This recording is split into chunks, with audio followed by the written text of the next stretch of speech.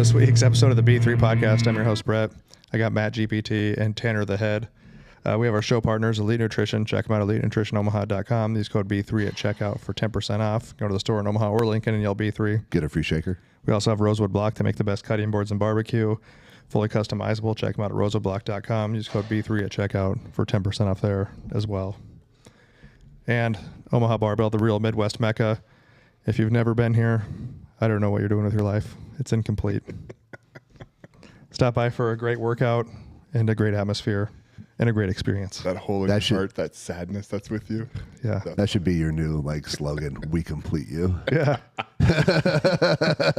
And then just play that one from Jerry Maguire. Jerry Maguire. You complete me. Also, if you like what we're doing, like, subscribe, share, follow. If you don't want to look at us on YouTube, we're on Apple Podcasts and Spotify and wherever else you can download things from. Tanner wants to talk about the budget or something. That's fucking the big beautiful bill, and he thinks it's all the demise. Well, no, like I said, this is not a football game. We don't have to just cheer for our team blindly. Okay, we're going to talk about Husker football on the next podcast, and I will be all in. It's a football game, and I can be irrational, and I can just be super emotional, but we don't have to be when it comes to politics. There's a ton of things I love in the big, beautiful bill. Tax cuts, no tax on tips, no tax on overtime, getting rid of Medicaid fraud, doing a lot of shit that I love. Actually, before we go too far, the thing that I was really hoping for that got fucking partially cut was the no, you don't have to register suppressors and short barrel rifles. But this unelected fucking, what's her name? Parliament just can take that out of the bill. Okay, first off, this is my problem with Republicans, just in general, is that why are we shoving shit like... Well, it should be single issue bills. We've talked about that before. That bill, that while I want to not have to register my suppressor, why is that in this fucking bill? Well, and here's what I don't understand. This is my problem. And well, here's what I said. They took it out, but then they just put it back in and said your tax stamp was free, so you still have to register it. That's what they did. But how is one part not okay, but then you can put it back in that way, and that's okay? My point is it shouldn't be there. It's also also my point with Republicans in this state currently, is that the people have said that they want weed legal. Okay, it was going to be a constitutional amendment that was going to pass. They kicked it out on court because it was a multi-issue amendment, or multi-issue instead of single issue. That was 4 years ago. It would have passed. They passed medical marijuana this year, and then our elected officials have decided to fuck around with it and make it as hard as possible to institute. Same way they did with gambling, right? Like, you don't have to like it. That's not your fucking job as the governor or our state representatives. Your job is to enforce or implement the laws that the people voted on. And if you don't like it, then do something to change it, but you can't just fuck around with it. So the same Republicans that are like, yeah, let's make weed super hard to get even though the people passed it, are the same people who are like, I can't believe these federal judges are blocking Trump. We voted for this. The people vote. Shut the fuck up. Like, your moral compass cannot be based on if you like an issue or if you like the person doing it. That's one of our problems, is that we're in this soundbite bureaucracy that everyone just wants to get. Stop. If the people voted for it, you put it in. If you don't like it, or if it goes bad, then you can change it. But don't have this bureaucratic bullshit that the people voted for something, you don't put it in. Then you want to bitch about federal judges and the Democrats and blah, blah, blah, blah, blah that are blocking all of Trump's things, even though the people elected it. It's the same thing. Quit being hypocrites. So what about the Republicans that voted against the big beautiful bill? One of them's your homeboy. Rand Paul? Yeah. Yes. So here's the thing. But he was elected by Republicans. Well, he's independent, isn't he? He's a Republican. No, he's a Republican. So he was elected by Republicans. So, but you're saying he should have voted for the bill. No, because it's not what I'm saying. But he should not, once the bill goes in, he should not actively work against it. But voting against it is working against it, He isn't it? can vote against it. We're a representative democracy. We're not a democracy. We're a republic. But the problem is that once the bill goes in, now it's law. You can fight it. But Republicans could fight it all along the way. I know, but let's just say that how many it. people that voted for Rand Paul to be elected from his state? Do you think all of those people would have voted for the bill? It doesn't matter. He is elected by them. His vote is his vote. He's supposed to represent them. If he does not represent them, then they vote him out next time. But what's the difference of what you're just saying about Nebraska? Because the people put it in. It's already voted into law. The law is there. There's a huge difference. You can fight it as a Republican on one side, but once the law is in, your job is to institute the laws. That's your job. Your job is not to say, oh, well, the people voted for this. But the people voted for him because not all the people can vote for a federal law. Right, but they're voting. He's voting on the majority's behalf. Right. That's what I'm saying. But the majority that voted him, what if they would have all voted for the bill? That's what I'm saying. But it does. Then they'll elect him out. Then they'll elect him out. He doesn't have to vote for it. He's a representative. Right. You vote for your representatives. If your representatives don't do their job, you vote them out. Right. But once the bill is in, it would be like him going back and saying, well, in the state of Kentucky, we're not going to do this. No, bitch. Now you have to because it's voted in. So there's a huge difference there. I don't really think so, but that's fine. What's the? I guess what don't you see as the difference? Like you, so you feel because he is basically so at a local level. So all Republicans have to vote the same, and all Democrats have to vote the same. Give Brett a chance. Sorry, thank you. But think about what you just said. You said it got voted in Nebraska. It got voted in. That's at a smaller level. We can't all vote on a federal bill, so we put someone up there to vote to speak our voice for us, which was cast by Republicans. But so I think that's where the difference coming in is that just because it is a Republican or Democrat initiative doesn't mean that all Democrats and or all Republicans have to vote for it. I understand that, but I'm just saying now he's saying, but now it got voted by the people. I'm saying the same thing of all the people voting for the law in Nebraska is the same idea just on a bigger scale, but they're like, hey, we're just going to send Bill to take our vote. Hey, we all voted for a Republican to support Republican ideas. No, it's that's not. It's. You don't have to go. So no Democrat can ever cross over, and no Republican can ever cross over.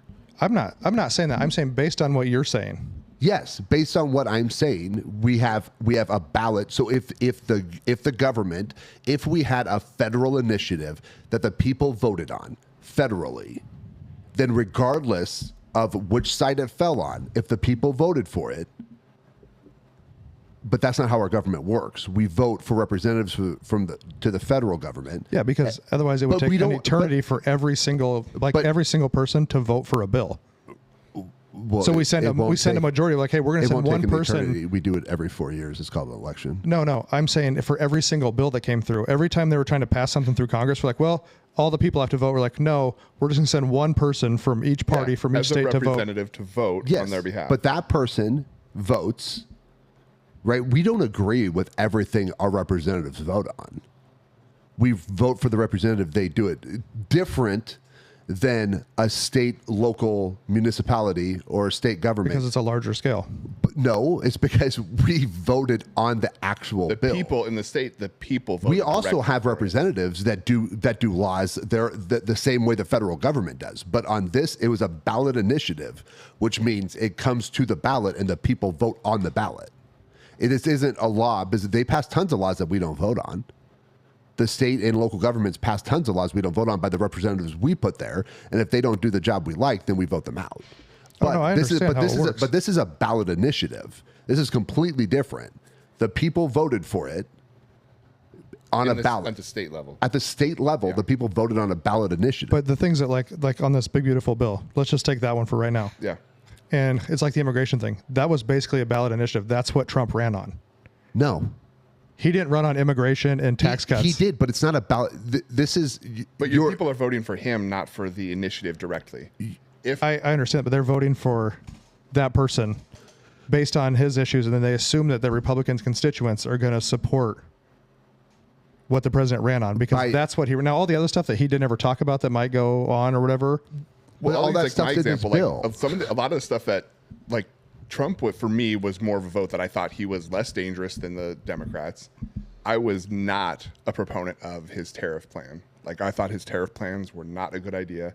They were too aggressive. So, like, me voting for him is not casting a vote for his tariff plans. But I knew that those tariff plans might be something that came through.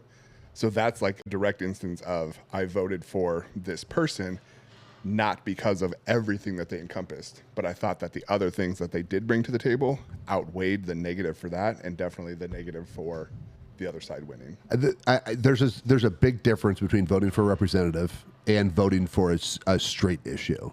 Those are two completely different things. And my point is that the people voted for it. So Republican governor, and Republicans voted for it too. You're talking at the state level. The state level. Yeah, okay. Republicans voted to pass medical marijuana. That thing passed by a lot of people. It wasn't Democrats. It wasn't only Democrats. Their job is just to institute it. Their job is not to try and... They did the same thing with gambling. We've had gambling legal in this state for how long? And it's a fucking clusterfuck to get into. Right? Like, their job is not to make it hard. Their job is to implement the laws that the people voted for. And there are state issues and there are federal issues. My problem with the federal issue is, yes, I'm for the border control. I'm actually for using tariffs. I think tariffs are a negotiation tool. Mm-hmm. So, and if you go back and look at our tariff discrepancy over the years, we've been screwed by China, by Canada, by basically every country in the world. We have the short end of the stick. So I'm okay with that. And they're making money. What do you make last month? Like $88 billion last month, or some crazy shit like that in tariffs? But when it comes to Rand Paul is representing his people. Okay, he's voted. So they know him. They know that he is fiscally conservative, and they keep voting for him. If they ever decide that he's not representing them, then they will vote him out. They have every 6 years they can vote him out. And people come after him. Democrats come after him. Republicans come after him. But my point is that we added $5 trillion to the debt ceiling. So I got in. You and I were arguing about the debt.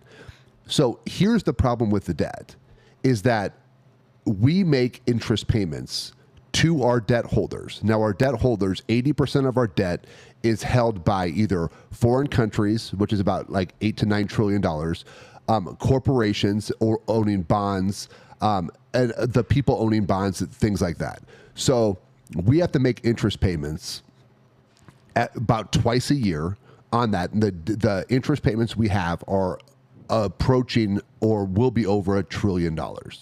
So I'm going to throw out numbers. Matt will verify me in a second, but we bring in $3 trillion a year. We spend $4 trillion a year as a government, and then we have $1.1 trillion a year that we're paying in interest. So we're $2 trillion a year short.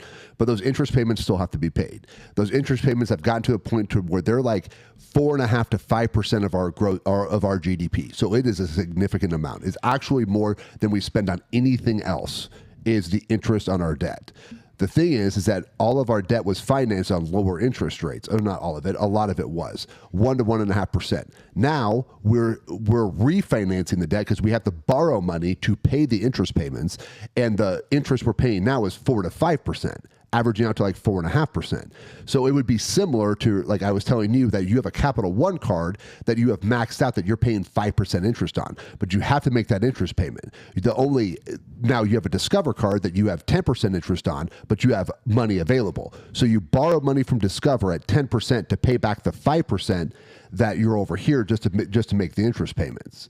And when we get in this cycle, we get in a point to where the dollar becomes more fragile. What holds the dollar up now is all of petrol. It's the petrol dollar. All of oil is basically exchanged on the U.S. dollar. Well, other countries have talked about not doing that. They have Saudi Arabia and other countries have floated. Now, they're not going to do anything while Trump's in office because they're scared of him, but we have to look future. Like, we gave this $5 trillion debt ceiling to every Congress. In Congress in 2 years at midterms, we gave them that. In 4 years, in 6 years, in 8 years, every Congress moving forward, we gave them this extra $5 trillion debt ceiling, unless we go back and redo it. Now, I'm not saying it's all good or it's all bad. I'm just saying that every country in existence has failed, except for the ones that are currently active. Every single government has failed. There's not, the Roman Empire fell, the Ottoman Empire. I mean, everything falls, and they all fall very similar, and we're overspending. So we have to get that spending under control. Unfortunately, and this is also my problem, we don't have single issue bills. We don't have budgets. We have this omnibus bill that covers all these different things, and we keep spending money, and we don't ever do anything to not. And I think we're going to be in a bad spot. And in 20 years from now, I just don't think we're invincible. We're a country we'll be 250 years old next year.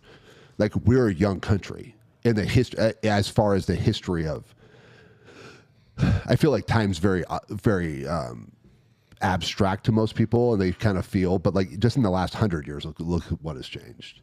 You know, like in 30 years from now, we may not be, we'll still be physically in this place. Who is ruling us or how we're ruled or what it looks like could be very different in 100 years. This is not a sustainable, and that's my problem. So I can like things that are in the bill, and I can also hate things that are in the bill. This isn't a football game. It's not a zero-sum game where I have to love everything. And I think it's important for people like Rand Paul and Thomas Massey to speak out against it, even if it passes, just to bring awareness to the situation that we're in, instead of just everyone to say, oh, well, if you vote against Trump, you're anti-Republican or blah, blah, blah. No, that's not it. That's not it. We're not on a team. Our team is America. It's not, our team is not Republican, Democrat, Libertarian, Green Party. That's not our team. Our team is America. And the problem is that most of these people are focusing on what they want and not what's best for the country. You know how many countries have declared bankruptcy? Multiple times. Almost every major country. Yeah. China, Russia. The UK's done it 4 times. Japan's done it twice. Right. But I think to Tanner's point, and I agree, like when we say... Like when you're talking about the credit card thing, it's just like anybody here. If you declare bankruptcy, it's not like you die and your family gets executed. Right. Well, I'm going with your side. It might look different, but those countries are still ran the same way. No, hold on. Countries have been declared. Who's the superpower? So your credit score right now is 800. Let's just say, okay, your credit score is 800. You declare bankruptcy. What's your credit score tomorrow? 500. So can you walk into Nebraska Furniture Mart, or can you apply for, or walk into Cabela's and get a card tomorrow? No, you can't. It doesn't mean that you don't exist, but it means that you're not the same fucking level you were before bankruptcy. But you can come back from it. But can you go from world superpower to not and then come back? I mean, how many successful multi-billionaire entrepreneurs have gone bankrupt and came back from individuals it? don't really apply it because they're designed to make business. Like they can recreate something new and make money on it. Like governments. If we go bankrupt now, China replaces us. As what? The world superpower? Yep. Yeah. I think militarily makes us the world superpower. I've told you that before. I don't think it's all about the dollar. But they can trade in the dollar. They don't have to trade in the dollar, which really fucks us. The thing is that yes, we're a military superpower because we spend on it. But if Halliburton or BlackRock or Boeing or whoever has weapons to sell and we don't have money, who are they going to sell them to? Whoever else will buy them. Where does China make most of its money from? They make a lot of their money from us, but they're the second largest economy. We're the first largest economy. I know, but I'm saying, how are they the second largest economy? They sell a lot of shit to us. And if we go bankrupt, they lose their number one customer. Okay. So then they will also fall. Then you're getting in scary situations. So that's what I'm saying is it's just, I've said this before, it's like a world economy. But we're living, They all rely on each other. Like I said, the only reason nobody wants Ukraine and North Korea to have fucking nuclear weapons is because they're loose cannons. They're not involved in the world economy. China, Russia, the U.S., none of those guys are going to blow each other up because they all need each other. And like you said, Japan holds most of our debt, do they not?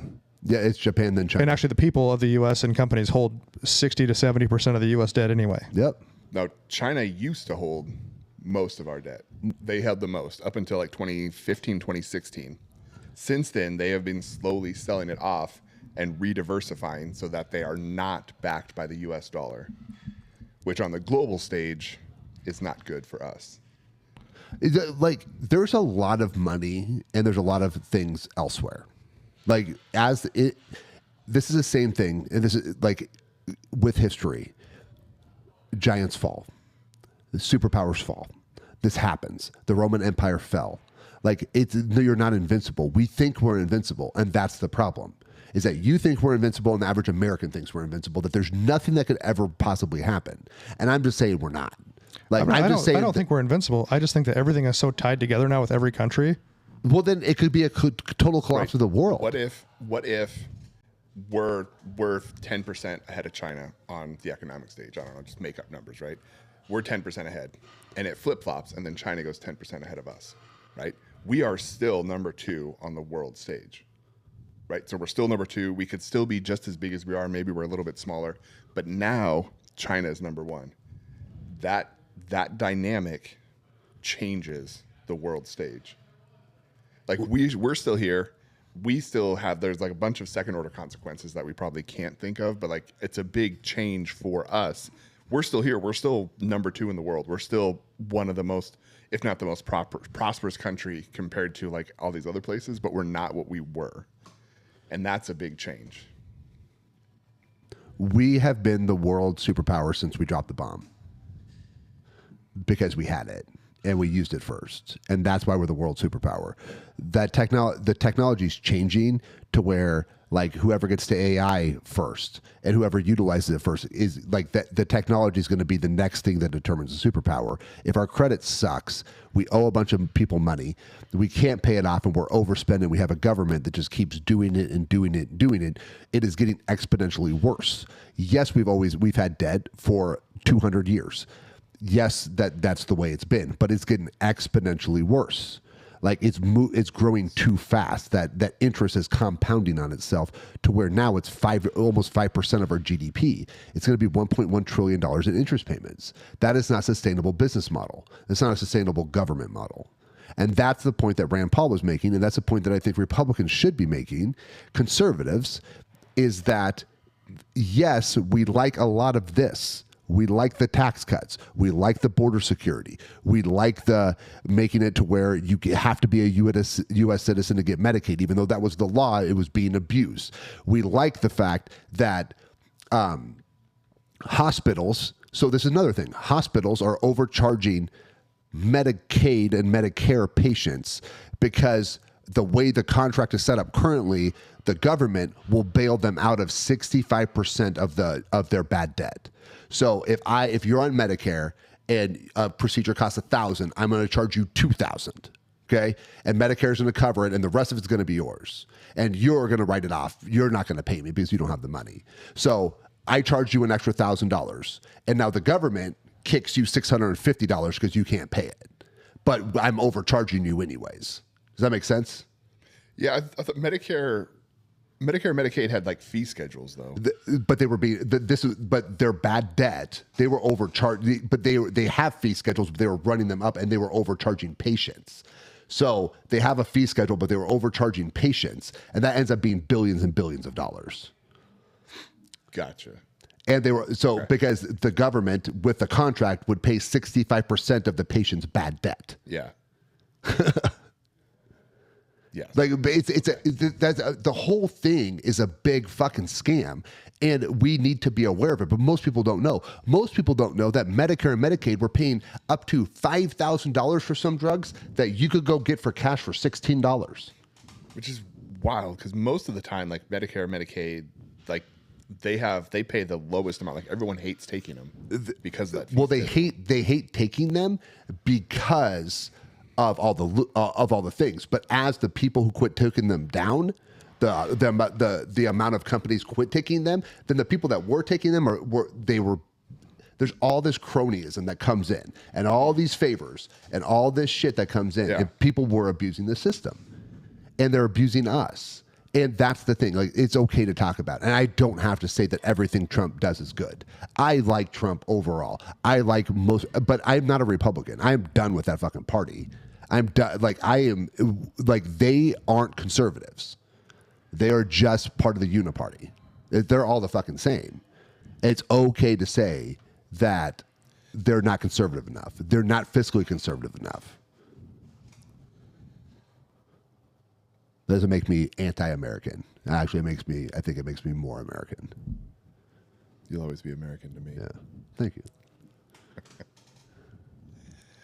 I've been trying to learn a lot this week, in particular about inflation and money printing and how the debt continues to go up, I guess. Same thing. And it has been wildly complicated. even with like watching some super intelligent people talk about it using AI and the fact of like trying to get most people to understand the severity of the debt and like how money printing works. And like, I probably spent 35 minutes at least working with my girlfriend, just trying to figure out how Mrs. GPT. Mrs. GPT, how more money makes it into the system. Yeah. Because like we can't, like they don't just, I know they have all the videos of like the printing press and like hundreds just rolling off the line. Most of it's digital, but like trying to learn how that money comes out there was a wild pain in the ass. And I only have like a very small grasp of it, but it is so convoluted. Like it's nuts. That's the problem, is that our system has gotten so convoluted. Like our federal government pretty much has one function: protect us. That is their basic function. And they have gone into so many things, and it's all cronyism, and it's all like the CDC. It just came out that they were talking about the hepatitis B vaccine, and the CDC was aware that children who got the hepatitis B vaccine within 30 days of birth had a 1,135% increased chance of autism. That was studied against people who did not have it. So they were looking at this. And then they decided that they were going to fuck with the numbers enough. So basically, they lowered the population age of the people they were looking at. They just kept making it younger until it's hard to tell if someone has Statistics, autism. bro. Yeah. There's lies, there's bold-faced lies, there's white lies, and then there's statistics. Yeah. So the thing is that, but it's all that way. How many people in the pharmaceutical companies were sitting with CDC people and NIH people and all these things? Like we have like all this stuff needs to be cleaned up. And I think it's okay to say that. Like it's a fucking mess. The thing that I still struggle with, like somewhere there's people with good intentions. Like the vast majority of people have to have good intentions in a lot of this stuff. But like at some point it gets corrupted and like they lose. And that's why focus. And that's why I believe that people like Massey and Rand Paul are important. Because even if you think they just complain, they bring in information. And they give you access to more information. And it's important to have someone there that is not just your rah-rah yes man. Yeah. I'm all about like the contrarian lifestyle. Like we need, even if like stuff like just sounds like I find myself questioning, like if I hear something that like jives with me 100% and like what I'm thinking or what I'm feeling, I'm immediately super skeptical of that. And I'm like, hold on a second. This completely aligns with my worldview. This seems off. Hold on a second. Well, and it's okay to challenge. Like you should challenge your own beliefs, and it's okay to have them, and it's okay to pivot on them. Like it is okay. We don't have to be so stuck, like so rigid that we can't like view something through a different lens. Once again, I've been pro-Trump, and a lot of this bill I like. I really hate the fact that we have multiple issue bills. I hate that. I hate the fact that we throw stupid shit into bills that has nothing to do with bills. I still believe. Interesting. Like I asked Miss GPT to break down the bill, and like GPT came back with like the top 5 things that everyone talks about. And I'm like, so you're telling me out of these 900 pages, these are the only 5 things that are in there. And like, oh no, it actually covers like some 247 separate things kind of get lumped in there. But see, that's the thing. The Republicans do the same thing that Democrats do, is that they have a bill with one thing that you shouldn't vote against, right? That we should all agree on. And then, but there's a bunch of shit in there that they don't want to talk about. And then someone else goes against it. They're like, I can't believe they voted against tax cuts. Right. You know, I don't think Rand Paul was voting against tax cuts. I'm guessing that there was something fucking else in there that he didn't like. Well, it should be single issue bills. Right, but that's the same thing that happens all the time. I can't believe we're gonna primary Massey because Massey doesn't want tax cuts on tips. Oh, so let's just go talk with Massey and say, oh, so was your problem no tax on tips? No, my problem was $5 trillion fucking debt ceiling increase. what do you mean $5 trillion debt ceiling increase? That wasn't in the bill. Oh, no, it was on page 902. You know, that's not the biggest debt ceiling increase we've had. Well, it was proposed to be the biggest debt ceiling increase we've ever had. $6 trillion in July of 2021. They've been raising the debt ceiling every year since 1941. But Sweet. Were those? That's awesome. I thought there was something different about like those were like, hey, we're gonna do it this year for this bill, and then like reevaluate it, and then it's like, oh man, we spent more money, we had to move it up, and this. And there's been some years it's gone down.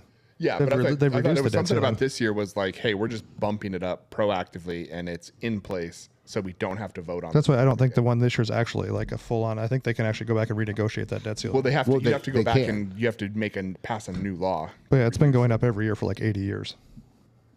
Yeah, well, I think That that's doesn't the mean it's problem. right. Yeah, I think that's That's what I'm just saying. But this goes to my point. Nothing ever fucking changes. It goes up every fucking Well, 80 year. years You- is pretty you- short. And it's gone down.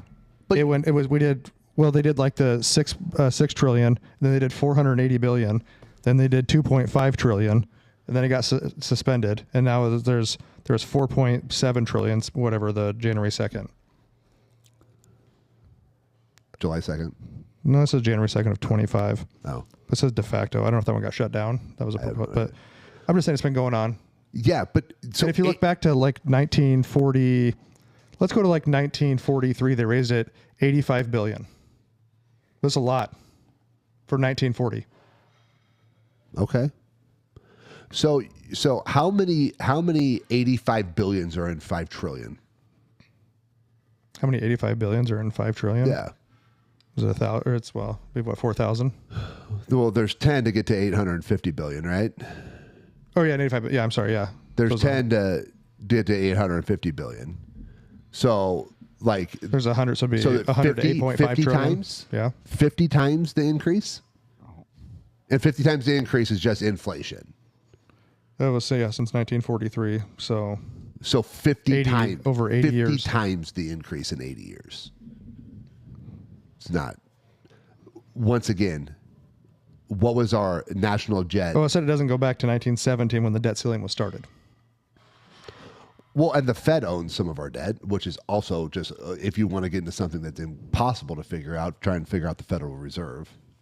Well, because they like borrow against each other. So the debt ceiling is an aggregate of gross debt, which includes debt in hands of public and in intergovernment accounts. Yeah. It does not necessarily reflect the level of actual debt. Are you on Wikipedia? Yeah, that's where it took me. It was the chart of it. So like here's the one that's probably the more telling and more interesting one is if you looked from 2000 to 2020, this only went to 24. I had one through 25, but I don't know where it went. Debt, U.S. debt in trillions in 2000 was 5.7. It's now at 36. As a percent of GDP in 2000, it was 56% of our GDP. In 2015, it was 100%. Now in 2020, it jumps up to like 130, but that's because we blew the socks off everything. And then it goes down a little bit, but now we're in 2025, it's 36 trillion, and we're like 120 some percent, 123% of our GDP. And so that ratio is far more important than the total debt. like we're just spending a metric shit. And that's what makes people nervous on the But what if you go way back, like in the 40s and 50s? Our GDP couldn't have been that high in the 40s and 50s. But 85 billion is a much smaller number. Yeah, I'm just interested to see what it was then. Yeah, our GDP could be 1/50th of what it is now, and that would be the equal. So in 1940, according to GPT, unfact check, just looking GDP or at GPT, the debt was 43 billion, and percent of GDP was 44%. And now it's 126%. It's a big difference.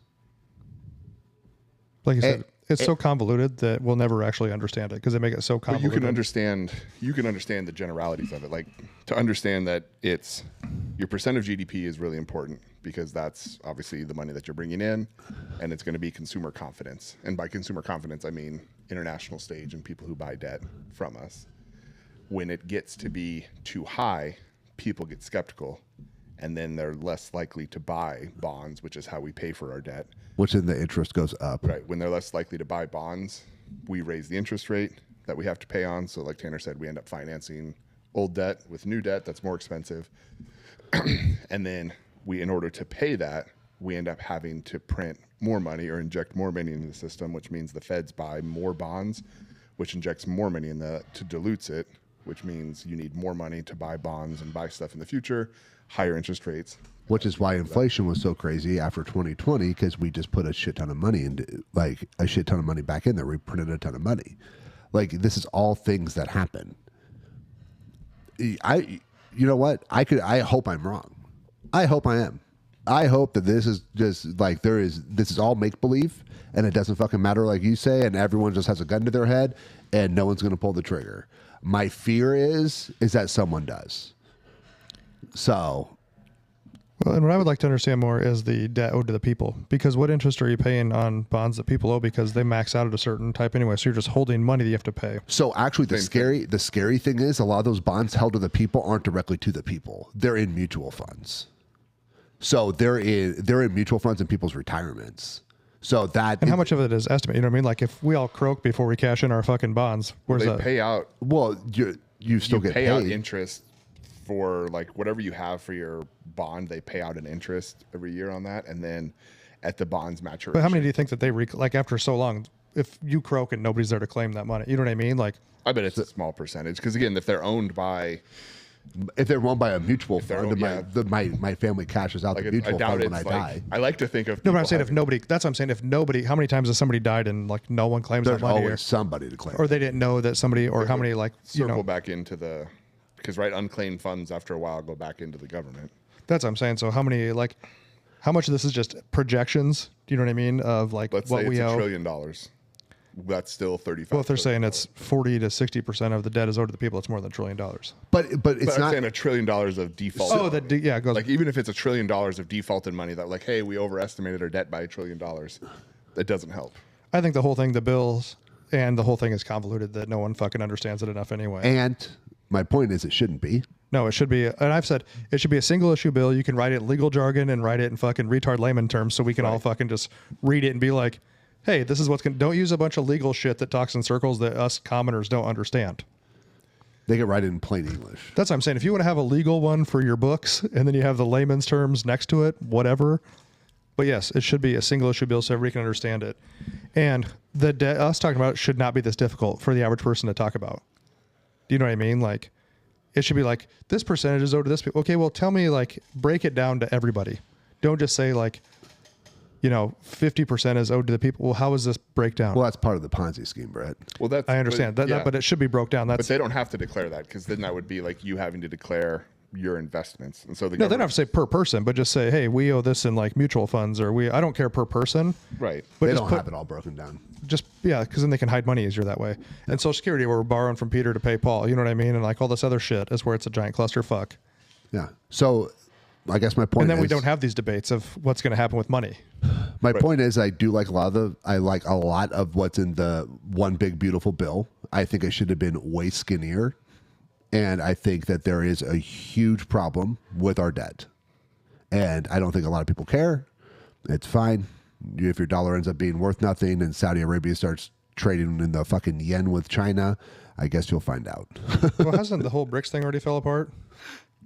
So according to Europe's not our. We're not scared of Europe.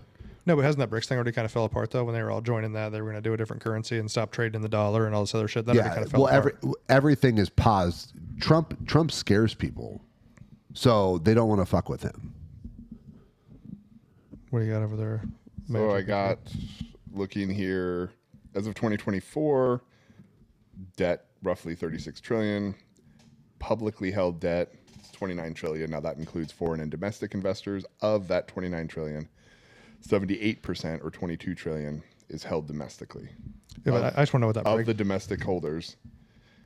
Now this excludes the Federal Reserve. So Which I think is 5 trillion. So mutual funds, roughly $4 trillion are held in mutual funds. State and local governments own about 2 trillion. Banks have about 2 trillion. Insurance companies, $500 billion. private pension funds $500 billion, and individual and other investors about $6 trillion. Yeah. There's just a lot of money that you're paying on interest. Right, and I think that's my when interest. So I will agree that when we're looking at the U.S., we have to look at it currently different than we look at it, let's just say Venezuela or Brazil or name a country, right? They're not in the same they're not in the same like position that we're in. I will agree to that. But if you go back and look at all the countries that have failed, that have filed bankruptcy, that have become Russia and Germany both filed bankruptcy in the late 1900s. Okay, so go back and look at but that was in the late 1900s. Yeah, so that's also when the Soviet Union collapsed and compressed. They lost a bunch of land, created a bunch of countries. It wasn't great for Russia. Germany, that was after the Berlin Wall fell. Is that when they filed bankruptcy? They just said the late 1900s. That Yeah. they said filed. So the Berlin Wall fell in what, 85? No. Yeah, 80-ish. Somewhere. So yeah, but if you go back and look at when countries become insolvent on their debt, things start happening bad at around 5% of the interest payments you're making is 5% of your GDP, and so that fluctuates based on how big the country is, but it's 5%. If 5% of your GDP is paying interest on your debt, is when problems start happening. And that's where we're at. Yeah. Right. And I would just expand to that. There's a pattern. So if you look up, there's a huge hedge fund investor, Ray Dalio, who he's outlined what he calls like the six stages of failure. And it walks through, and he's looked at, every country or nation that's pretty much failed or gone bankrupt in the last 500 years. And they all follow this similar pattern, ending with what you mentioned.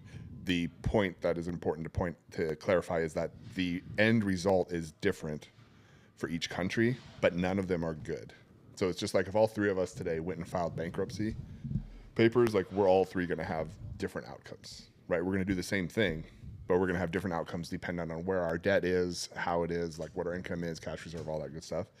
But it is not good for all of them. Now, severity of not good can vary.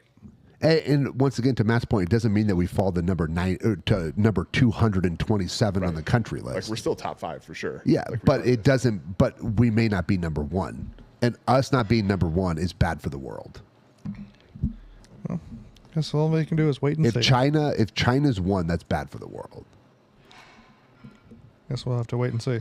None of us really know. No, but we don't know. And that's the thing is I don't think everyone needs to look at it at rose-colored glasses.